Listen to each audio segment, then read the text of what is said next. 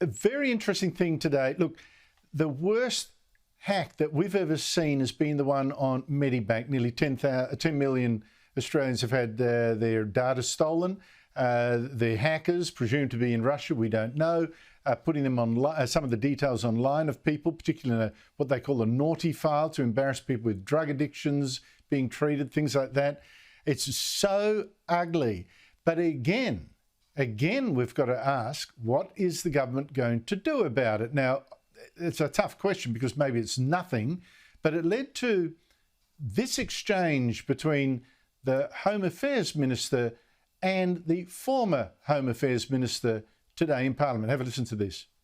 And I want the scumbags behind this attack to know that the smartest and toughest people in this country are coming after you. Can the Minister inform the House of any specific actions taken, as opposed to just expressing sympathy, to crack down on cyber criminals? Order. Why has the Minister not taken up the Coalition's ransomware bill introduced into Parliament over a month ago? It is so regrettable that at a moment like this, the opposition wants to politicise the pain and suffering of Australians. This is an incredibly embarrassing question from someone who was the Minister for Cybersecurity 5 months ago.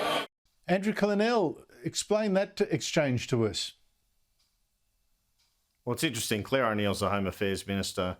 She doesn't do much media. She's been in the job 5 to 6 months. She's only done a few interviews and press conferences. She saved her comments from Parliament about it.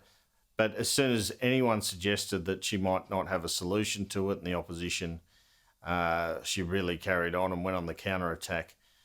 It does make me feel like the government can't solve the problem. There are some problems, of course, that governments can't solve, and this involves crime. She's blaming the last administration. You didn't make the laws, etc., tough enough, but I'm not sure that would have stopped this hack.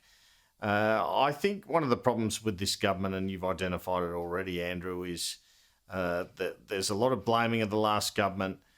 There's a lot of announcement of reviews. We even had Richard Marles announce his concerns about these Australian pilots going to train pilots in China, announcing a review into it. It's about time these guys started coming out with more outcomes, and they'll be tested on that over the summer months.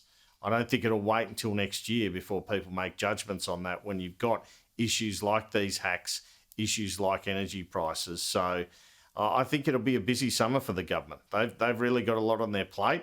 They need to show they're doing more than reviews, that they're actually fixing some problems for Australians.